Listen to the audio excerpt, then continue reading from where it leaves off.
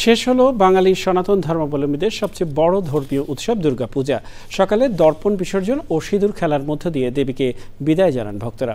Sultana হিমুর report.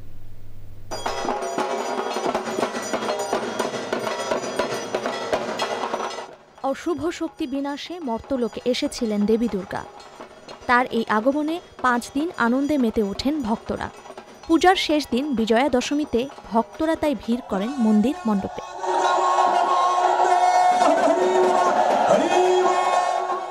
বৃহস্পতিবার সকালে দশমী বিহিত পূজা আর দর্পণ বিসর্জনের মধ্য দিয়ে শেষ হয় দুর্গাপূজার আনুষ্ঠানিকতা। এরপর সিঁদুর খেলায় মেতে ওঠেন সব বয়সী নারীরা।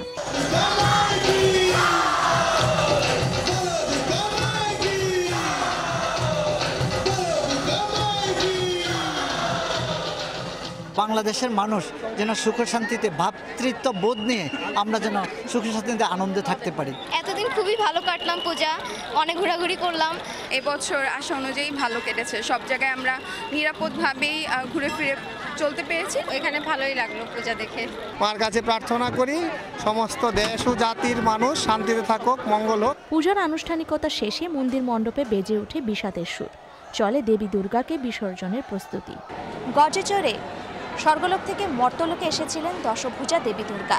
ত্রিনয়নী দেবী দুর্গার গমন হবে দোলায়।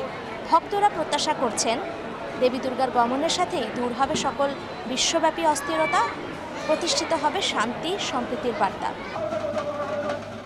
পরে বুড়িগঙ্গায় বিসর্জন দেয়া হয় দেবী দুর্গাকে। Sultana Himu, channel I, Dhaka.